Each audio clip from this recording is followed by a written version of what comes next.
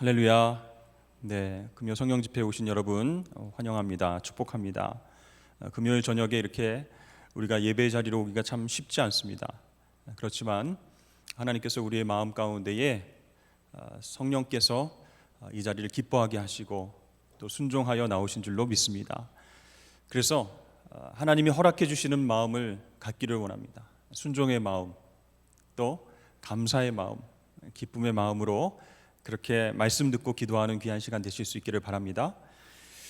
이제 봄이 오는데 계속 추워지고 있는 것 같아서 걱정이 됩니다. 제가 이제 부산에 오기 전에 부산은 정말 따뜻합니다. 미세먼지도 없고 겨울에도 춥지 않습니다. 바람만 불지 않으면 항상 영상을 유지하는 그런 곳입니다. 그런 얘기를 듣고 왔어요. 그리고 이제 부목사님들이 목사님 안 추우시죠? 제가 11월 달에 왔는데 전혀 안 춥습니다. 그래서 다들 꽉 껴입었는데 저는 얇은 잠바만 입고 그렇게 다녔던 기억이 있어요. 근데 이제 제가 부임하고 나서 놀라운 변화들이 일어났습니다. 코로나도 오고 그다음에 추위도 오고 성령께서 새롭게 하시는구나. 어쨌든 새롭게 하시는구나. 그래서 새벽 예배 때 인도하고 나면 밑에 내려가서 이제 기도를 하는데 발이 시려운 거예요. 큰일 났다. 부산이 예전과 같지 않구나.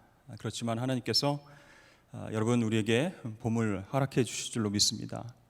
봄은 곧 옵니다. 여러분 실망하지 마시고 성령의 봄바람으로 우리가 새롭게 나아갈 것을 기대함으로 주님을 바라볼 수 있기를 바랍니다. 오늘은 여호와의 이름을 부르는 자라고 하는 주제를 가지고 함께 말씀을 나눌 텐데요. 여러분 요엘 선지자 들어보셨습니까? 요엘 선지자는 남유다 요아스 왕 때에 활동했던 그런 선지자예요. 근데 이 요아스 왕은 7살 어린 나이에 왕이 됐습니다. 여러분 어린 나이에 왕이 됐다. 뭐 이렇게 말을 배우는 그런 시기인데 왕이 됐다라는 것은 그 부모와 형제가 다 죽임당했다 그런 뜻이죠. 그러니까 이 요엘 선지자가 활동했던 시기는 어떤 시기였습니까? 사회적으로 정치적으로 혼란하고 두려움이 가득한 시대였습니다. 비슷한 시대에 살고 있는 우리는 과연 어떻게 살아가야 할까? 오늘 말씀을 통해서 주님의 메시지를 받기를 원합니다. 여러분 요엘서를 쭉 읽어보면요, 여호와의 날 이렇게 해서 계속 무서운 심판에 대해서 이야기를 합니다. 재앙의 날에 대해서 이야기를 하고 있어요. 그 묘사한 것이 너무 끔찍합니다. 어둡고 캄캄한 날, 짙은 구름이 덮인 날이다 이렇게 이야기를 합니다. 그래서 정말 심판과 재앙이 계속되는 그 날이 바로 여호와의 날이다라고 이야기를 하고 있죠. 유토피아가 아니라 디스토피아, 정말 심판과 멸망을 경험하는 날이라는 거예요. 불과 불꽃이 사람을 태웁니다. 예전에 에덴 동산처럼 아름다웠던 곳이 황폐해지고 아무것도 남지 않게 됩니다. 땅이 막 진동하고요, 하늘이 떨고 해와 달이 빛을 잃고 캄캄해집니다. 그런 두려운 심판의 날들에 대해서 요엘 선지자가 계속 이야기를 하고 있어요. 그때 하나님께서 너희는 이제라도 금식하며 울며 애통하고 마음을 다하여서 내게로 돌아오라 이렇게 말씀하고 계십니다. 옷을 찢지 말고 마음을 찢어라. 그리고 하나님께 돌아오면 내가 뜻을 돌이켜서 재앙을 내리지 않을 것이다 이렇게 말씀하십니다. 자, 하나님께서 심판의 날을 이야기하시지만 구원받는 방법도 이야기하신 거예요. 마음을 찢고 여호와께로 돌아오면 내가 뜻을 돌이켜서 재앙을 내리지 않을 것이다. 자, 그런데 요엘서 말씀을 보면요, 야, 이게 어떻게 회복되는가? 정말 여호와의 심판을 피할 자가 누구인가? 무서운 생각이 드는 거예요. 실제로 여러분 그 당시에 어머니가 아들이 죽은 것을 기회로 나머지 가족들을 다 죽이고 왕이 되는 일이 일어났고요. 그러던 어느 날 메뚜기 재앙이 밀어닥쳤습니다. 수많은 메뚜기 떼가 온 나라를 삼켜버렸습니다. 그런 상황 중에 가뭄까지 이어지게 됩니다. 여러분, 이렇게 정치, 경제, 사회, 문화 어려운데 메뚜기 재앙, 또 가뭄, 천재지변까지 일어나면 어떤 생각이 들까요? 아, 큰일 났다. 하나님이 심판하시겠구나. 지금 하나님께서 우리의 죄악상을 보시고 심판하시는구나. 이제 곧 우리가 망하겠, 이런 생각이 든다는 것이죠. 여러분, 오늘날도 마찬가지입니다. 주님께서 말씀하신 심판과 말세의 징조들이 여기저기에서 보이고 있습니다. 여러분, 두렵지 않으세요? 겁나지 않으세요?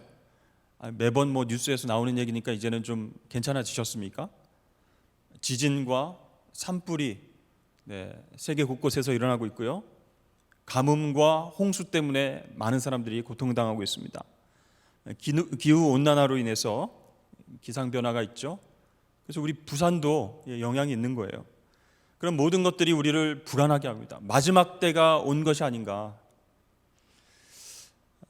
더욱더 거세진 인간의 욕심으로 인해서 환경이 파괴가 되었죠. 또 바이러스, 전염병, 그것들이 확산됩니다. 전쟁과 기아와 여러 가지 세상에 정말 듣도 보도 못된 그런 모든 일들 가운데 우리가 두려워할 수 있어요. 점점 세상이 살기 어려운 곳으로 변하고 있다는 그런 생각이 듭니다. 자, 이처럼 하나님의 심판이 우리 가운데 임하면요, 두 부류의 사람으로 나뉘어지게 됩니다. 어떻게 됩니까? 여호와의 날은 하나님의 백성과 세상 사람들을 구분한다라는 거예요. 하나님의 백성들에게 여호와의 날은 어떤 날일까요? 승리와 구원의 날입니다. 그렇지만 세상 사람들에게는 참혹한 심판의 날이 될 수 있다라는 것이죠. 그래서 우리는 그 심판의 경고를 인지하고 이제 마지막 때가 되었다, 나팔을 불고 세상 사람들에게 경고의 메시지를 주어야 합니다. 여호와의 날이 임박했으니 대비하십시오. 뜻을 돌이켜서 하나님 앞에 회개하십시오. 이렇게 세상 사람들에게 촉구를 해야 된다는 것이죠. 신앙이 없는 사람들은요, 세상의 마지막 위기가 닥친 줄을 알지 못하고 말세에 대한 징조를 깨닫지 못하고 긴장하지 않습니다. 계속 깊은 죄의 잠에 빠져 있게 되는 것이죠. 그렇다고 세상 사람들은 놔도 우리는 구원받았으니까, 여호와의 날은 구원의 날이니까 우리는 걱정 없어라고 그들을 도외시한다면, 그들을 생각하지 않는다면, 방치한다면 그들은 영원한 멸망에 이를 수밖에 없습니다. 그 안에는 사랑하는 이웃들, 친척들이 포함되어 있는 거예요. 여러분, 이러한 심판의 상황 속에서 두려움과 불안에 떠는 백성들, 그 백성들에게 요엘 선지자를 통해서 어떤 처방이 주어졌습니까? 요엘 선지자는 여호와의 날이라고 하는 무서운 심판을 얘기함과 동시에 그날에 어떻게 해야 할지에 대한 신앙의 정확한 처방도 함께 알려주고 있는 거예요. 32절 말씀 함께 보겠습니다. 우리 함께 읽어볼까요? 시작. 누구든지 여호와의 이름을 부르는 자는 구원을 얻으리니 이는 나 여호와의 말대로 시온산과 예루살렘에서 피할 자가 있을 것이며 남은 자 중에 나 여호와의 부름을 받을 자가 있을 것임이니라. 여러분, 이것이 정확한 영적인 처방이라는 거예요. 아무리 무섭고 아무리 두려운 엄청난 재앙의 날이 다가올지라도 그날은 여호와의 날, 하나님의 날이라는 거예요. 여러분, 요엘 선지자는 그 두려운 심판의 날을 왜 여호와의 날 이렇게 불렀을까요? 그냥 심판의 날, Judgment Day, 마지막 날, 다 죽는 날 이렇게 불러도 되는데 그날을 여호와의 날 이렇게 불렀습니다. 왜 그랬을까요? 그날이 아무리 무섭고 두려워도 그날은 하나님이 역사하시는 날이기 때문이다라는 것이에요. 그날 심판의 날, 마귀 사탄이 막 무서운 형상을 하고 삼지창 들고 번개와 유황불을 가지고 우리에게 역사하는 날이 아니라 우리가 믿는 그 하나님이 역사하는 날이라, 그렇게 얘기하고 있습니다. 그래서 우리는 여호와의 이름을 불러야 한다는 거예요. 그 심판의 날이 하나님이 직접 역사하시는 날임을 인정하고 누구든지 여호와의 이름을 부르면 그 사람에게는 구원의 날이 될 것이다 라고 선포하고 있는 거예요. 그래서 같은 여호와의 날이지만 악인에게는 크고 두려운 심판이 임하고 여호와의 이름을 부르는 사람에게는 구원의 날이 될 것이다 라고 처방도 해주고 있는 것이에요. 마치 우리가 잘 알고 있는 출애굽기에 나오는 그 구원의 역사와 똑같습니다. 자, 이스라엘 백성들과 애굽 자손들에게 똑같이 장자의 재앙, 10번째 재앙이 임했죠. 자, 하나님께서 애굽에 내리신 10가지 재앙 중 마지막 심판이었습니다. 자, 이스라엘 백성들은요, 이 10번째 재앙을 통해서 비로소 애굽을 떠날 수 있었습니다. 탈출할 수 있었습니다. 자신의 집 문설주, 또 기둥에 양의 피를 바른 그것을 보고 천사가 넘어간다, 심판을 뛰어넘는다, 그래서 그날을 패스오버, 유월절 이렇게 부릅니다. 자, 이 유월절 심판의 날은 어떤 날이에요? 애굽 사람들에게는 두려운 심판의 날, 죽음의 날입니다. 그렇지만 이스라엘 백성들에게는 구원의 날이 되었다는 거예요. 그날 하나님께서 역사하셨어요. 그래서 그날을 여호와의 날로 부를 수 있는 것입니다. 마찬가지로 오늘 요엘 선지자가 이야기하는 여호와의 날, 이 종말적인 여호와의 날도 악인에게는 영원한 심판, 멸망이 되지만 하나님의 이름을 부르는 자들에게는 죄와 심판으로부터 해방되는, 탈출하는, 구원받는 그런 구원의 날이 될 수 있다는 겁니다. 근데 그 구원은 특정한 민족, 특정한 사람에게 임하는 것이 아니라 누구든지 하나님의 이름을 부르는 모든 자들에게 차별 없이 임하는 구원이라는 거예요. 여러분, 우리는 살아가면서 정말 나의 뜻대로 되지 않는 상황들을 많이 만나게 됩니다. 그것 자체가 너무 힘들어요. 그것 자체가 너무 어려워요. 그런데 거기에다가 막 건강이 또 안 좋아지고 또 재정적인 어려움까지 생기고 관계의 문제가 또 생기고, 그렇게 된다고 생각해 보십시오. 여러분, 모든 것을 포기하고 싶은 마음만 들 것입니다. 지금 코로나19로 인해서 학업과 취직과 승진과 성공, 꿈꾸고 계획했지만 경험해보지도 못한 채 계속 주눅 들고 우울해 있는 그런 사람들이 얼마나 많이 있습니까? 그래서 나에게 이러한 시간들이 저주의 시간, 심판의 날이 아닌가 이렇게 생각하기도 한다는 것이죠. 그러나 여러분, 의심하지 마실 수 있기를 바랍니다. 흔들리지 마시기를 바랍니다. 하나님께서 이 모든 상황을 놔버린 것이 아니라는 거예요. 우리 하나님이 이 상황 가운데서도 여전히 통치하고 계신 줄로 믿으시길 바랍니다. 그 상황 자체는 여전히 우리에게 괴로움을 주지만, 두려움을 주지만, 변한 것은 아무것도 없어 보이지만 우리는 여전히 하나님의 역사하심 가운데에 살아가고 있는 줄로 믿어야 된다는 거예요. 이것이 우리가 지금 붙잡아야 할 신앙의 모습이라는 겁니다. 정말 메뚜기 떼가 막 산더미처럼 막 군대처럼 밀고 들어와서 모든 것을 먹어치우듯이 코로나가 한순간에 우리의 일상을 다 먹어치웠습니다. 우리 가게와 사업터, 또 우리의 일상 한순간에 빼앗아가는 그런 무서운 일들이 계속 될지라도, 벌어진다고 할지라도, 또 하나님의 천사가 나타나서 장자를 친다고 할지라도 그날은 여호와 하나님의 날이기 때문에, 하나님께서 직접 역사하시는 날이기 때문에 우리가 정신 차리고 하나님의 이름을 부르기만 하면 심판이 아닌 구원을 경험하게 될 줄로 믿으시길 바랍니다.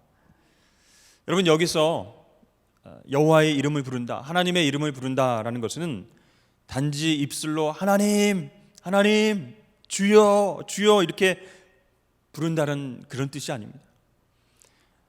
오늘 요엘서에서 말하는 주의 이름을 부르는 것, 여호와의 이름을 부르는 것은 하나님을 전적으로 믿고 의지하는 것, 그것을 뜻하는 거예요. 그러니까 우리가 신앙생활하면서 아무리 교회에 열심히 나오고 예배를 공예배 한 번도 빠지지 않고 봉사를 많이 한 사람도 또 아무리 주여 주여 하고 큰 소리로 기도하는 사람도 하나님을 진짜 신뢰하고 진짜 믿고 의지하지 않는 사람은 여호와의 날에 구원이 아닌 심판을 받게 된다는 것입니다. 그러나 여러분, 하나님은 당신의 이름을 부르는 당신의 자녀들을 두려움과 환난 가운데서 보호하시고 큰 바위 뒤로 숨겨주십니다. 그 고난과 어려움을 다 이기고 난 후에는 하나님의 아름다운 역사를 위해서 부름받은 축복의 역사가 있을 것이다 라고 요엘은 선포하고 있습니다. 그러므로 사랑하는 여러분, 힘들고 어려운 상황일수록 하나님의 이름을 부르시는 저와 여러분 되실 수 있기를 바랍니다. 하나님을 전적으로 믿고 신뢰하실 수 있기를 축복합니다. 하나님을 향해서 우리가 기도하기를 멈추지 않는다면, 우리가 어떤 상황 속에서도 전적으로 하나님을 믿고 신뢰한다면, 하나님은 우리가 직면한 모든 상황들 가운데서 우리를 지키실 것입니다. 우리를 구원하실 것입니다. 여러분, 이것이 우리가 붙잡아야 할 진리, 우리가 붙잡아야 할 명확한 진리가 되는 줄로 믿습니다. 여러분, 우리가 하나님을 믿고 하나님께 기도하는 난 우리는 결코 그 가운데서 버림받지 않는다는 사실이에요. 오히려 힘들고 어려운 상황이지만 구원받고 아름답게 승리할 것이다, 그런 메시지를 우리에게 주고 계십니다. 누구든지 여호와의 이름을 부르는 자는 구원을 얻으리라. 지금도 동일하게 우리에게 역사하시는 하나님의 말씀이에요. 근데 하지만 이것은 참 쉬운 일이 아니에요. 여러분, 우리가 신앙이 있지만 정말 어렵고 힘든 일을 경험하게 되면, 그런 일을 만나면 하나님께 나아가야 되겠다, 여호와의 이름을 불러야 되겠다, 기도의 자리로 나아가야지, 회개해야지, 이렇게 다 생각하면 좋겠지만 많은 사람들이 그렇지 못하다는 거예요. 당연하게 그렇게 회개의 자리, 기도의 자리로 나아갈 것 같은데 그렇게 못한다는 것입니다. 여러 가지 육신의 연약함 때문에 그래요. 죄성 때문에 그래요. 우리가 영적으로 훈련받지 못해서 그렇습니다. 그렇다면 여러분, 불안과 두려움이 우리를 사방으로 막 우겨싸고 힘들게 할 그때에 주님의 이름을 부르기 위해서, 하나님 여호와의 이름을 부르기 위해서는 여러분 어떻게 해야 될까요? 오늘 28절과 29절 이렇게 말씀하고 있습니다. 그 후에 내가 내 영을 만민에게 부어주리니 너희 자녀들이 장래일을 말할 것이며 너희 늙은이는 꿈을 꾸며 너희 젊은이는 이상을 볼 것이며 그때 내가 또 내 영을 남종과 여종에게 부어줄 것이며. 아멘. 정말 여호와의 이름, 하나님의 이름을 부르기 어려운 그때에 내 영을 만민에게 부어주게 해서 꿈꾸게 할 것이다. 승리를 꿈꾸게 하고 하나님의 영광을 꿈꾸게 할 것이다, 이렇게 말씀하고 계십니다. 여러분, 그렇습니다. 하나님의 영이 우리에게 부어져야 할 줄로 믿습니다. 그것은 다른 말로 기름 부음, 성령 충만이라고 말할 수 있어요. 주의 영이 우리 가운데에 부어지는 역사가 있어야 우리에게 닥친 큰 일이든 작은 일이든 그 일들을 제대로 감당할 수 있는 힘을 하나님이 주신다는 거예요. 그래서 주의 이름을 부르고 여호와의 이름을 부르고 기도의 자리로 나아갈 수 있게 하신다는 겁니다. 여러분, 특별히 기도가 그렇습니다. 주의 영이 부어지지 않고는, 성령께서 역사하지 않고는 기도할 수 없는 거예요. 억지로 한번 여러분 자녀들 기도시켜 보십시오. 시간 잴 때니까 한 10분 동안만 기도해봐. 그러면 1분 뭐라고 하다가 계속 중언부언 하다가 졸다가 뭐 그렇게 하겠죠. 여러분, 자기의 생각과 언어와 의지로 하나님 앞에 기도해 보려고 노력을 해도 온전하게 기도로 나아가지 못합니다. 기도하는 것 같아 보이지만 그냥 자기 얘기를 허공에다 대고 그냥 얘기하는 그런 것입니다. 근데 여러분, 정말로 기도가 하나님과의 대화가 되기 위해선, 영적으로 교감하는 그런 진짜 기도가 되기 위해서는요, 주의 영이 부어져야 되는 거예요. 그래서 그때에 그 심판의 날, 여호와의 날, 심란하고 두렵고 떨리고 어렵고 힘든 그때에 내가 또 내 영을 너희에게 부어줄 것이며 라고 말씀하고 있습니다. 그러니까 너희들 심판의 날이 다가왔으니 한번 두려워봐라, 떨어봐라. 너희 이제 심판 끝났어. 이제 심판받고 이제 죽을 준비해. 이렇게 하나님이 하시는 게 아니라 그것을 극복하고 기도의 자리로 나갈 수 있도록 남종과 여종에게 내 영을, 성령을 부어주어서 꿈꾸게 할 것이다. 회복과 구원을 꿈꾸게 할 것이다 라고 약속하고 계십니다. 여러분, 예배와 찬양도 마찬가지입니다. 주의 영이 부어지지 않고는요, 절대로 제대로 된 찬양과 제대로 된 예배를 드릴 수가 없습니다. 예수님께 집중하지 못하는 거예요.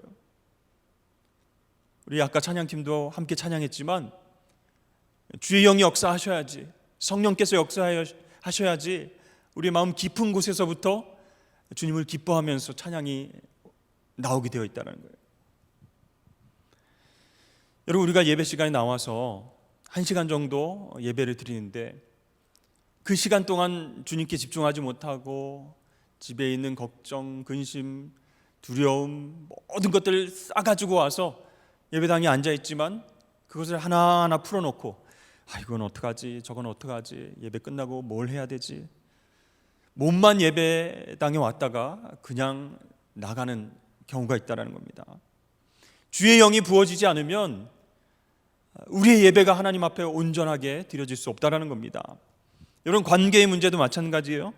주의 영이, 성령이 부어지지 않으면 막 실타래처럼 얽힌 문제들 정말 내가 한번 풀어보리라, 이 사람은 이렇게 설득하고 이 사람에게 이렇게 대접하고 그래서 나에 대한 오해와 상처와 모든 것들을 풀어보리라, 안 되는 거예요. 사람들의 조언도 들어보고 처세법 한번 서점에 가서 막 읽어보고 인간적인 노력을 한다고 해도 근본적인 회복과 치유가 이루어지지 않습니다. 그렇게 노력하면 마음은 조금 편해질 수 있지만 우리 영적인 부분에 대해서 풀리지 않는 문제가 있다면 죄와 상함의 상태에서 벗어날 수 없는 거예요. 그러나 여러분, 주의 영이 부어지면, 성령이 역사하시게 되면 슬픔과 절망이 변하여서 기쁨과 소망이 될 줄로 믿습니다. 두려움이 변해서 찬송이 되고요, 하나님을 높여드리는 그런 일이 생기게 됩니다. 어느 집사님이 가정에서 처음으로 예수님을 믿게 됐어요. 우상을 대대로 아주 열심히 섬기는 집안이라 예수를 처음 믿는데 굉장히 핍박이 심했습니다. 특별히 남편의 핍박이 너무 심했어요. 교회에 갔다 오기만 하면, 은혜 받고 돌아오기만 하면 그날은 난리가 나는 거예요. 그래서 받은 은혜를 다 쏟아내야 되고, 하나님 어떻게 나한테 이런 정말 어려움을 주십니까?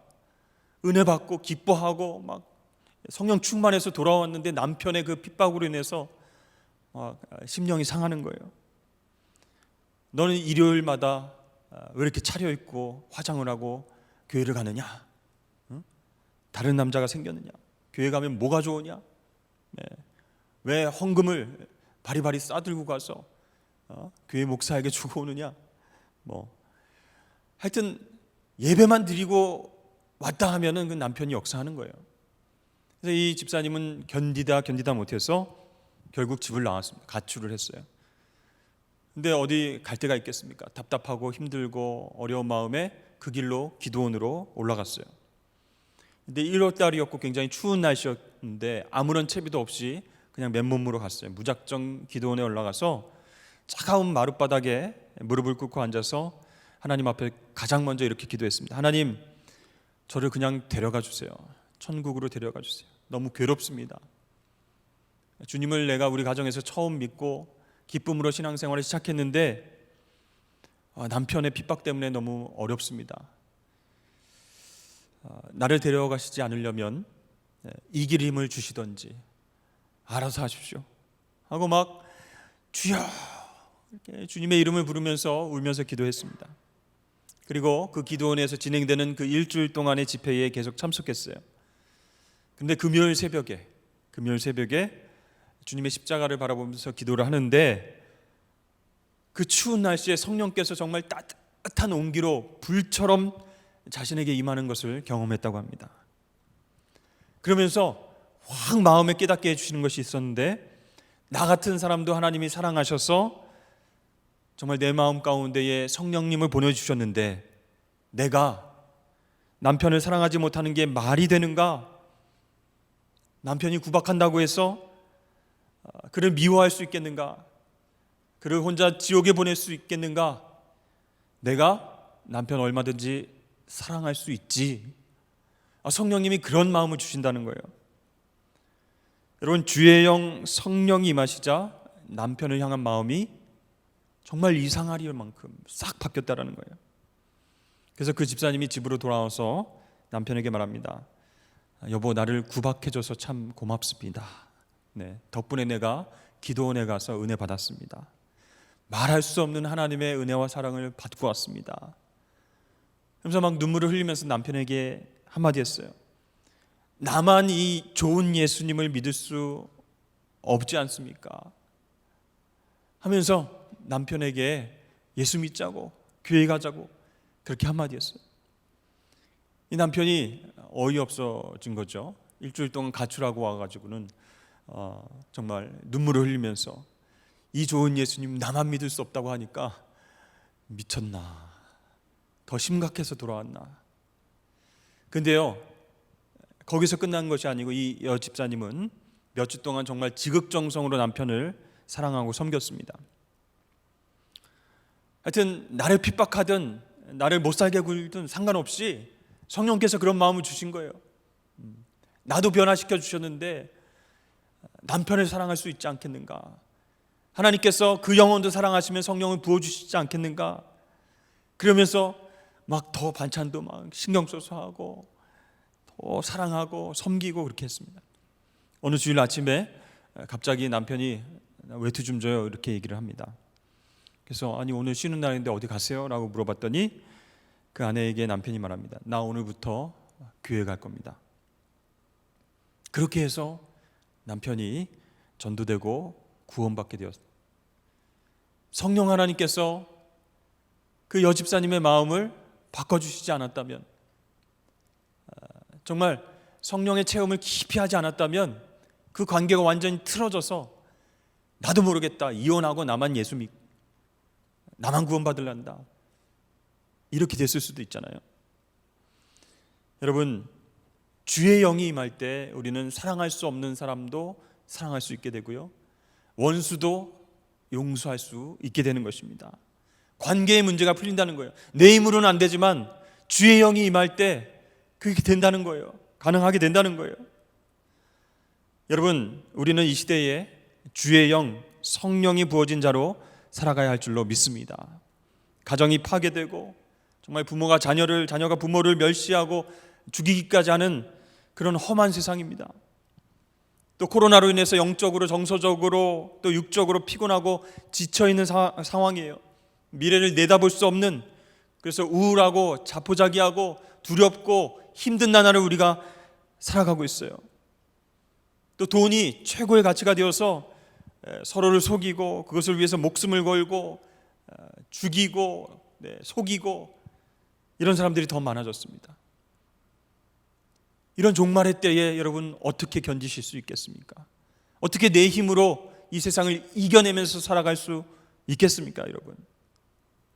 여러분, 이런 시대 속에서 우리가 주의 영의 역사를, 성령의 역사를 경험해야 아무리 두렵고 무서운 날이 온다 할지라도 담대히 우리는 주의 이름을 부르면서 성령의 역사하심으로 놀라운 구원을 경험하게 될 줄로 믿습니다. 그래서 여러분, 성령의 역사를 사모하십시오. 주의 영이 임하셔서 일하시는 것을, 회복시키시는 것을 사모하여야 됩니다. 뭐 그런 일이 나한테 있겠어. 뭐 예전에 학생 때 부흥회 때 뭐 잠깐 그런 느낌적인 느낌 경험했지만 지금은 좀 체면이 있고 소셜 포지션이 있는데 내가 어떻게 좀 주야 하고 안 돼. 이게 아니라 여러분, 이렇게 어렵고 두렵고 힘든 마지막 때를 살아가는 그 상황일수록 주의 영의 역사를 기대해야 되는 거예요. 성령의 역사, 회복의 역사를 기대함으로 기도하셔야 성령께서 우리 가운데 역사하실 줄로 믿습니다. 그러면 하나님께서 당신의 영을 우리에게 부어주시는 거예요. 남종과 여종에게 부어주리니 젊은이와 늙은이와 모든 하나님의 백성들이 꿈을 꾸게 할 것이다. 구원과 회복을 바라보게 할 것이다 라고 약속을 하셨습니다. 그러니까 여호와의 날은 두렵고 우리가 죽어야 되고 심판받아야 되는 그런 날이라고, 그것이 전부라고 생각하지 마시고 주의 영이 부어질 때 회복하는 날, 구원을 경험하는 날이다, 이렇게 믿어야 된다는 거예요. 여러분, 주의 영이 우리 가운데에 역사하시면요, 예배가 회복되고요, 그다음에 감사가 회복되고요, 관계가 회복됩니다.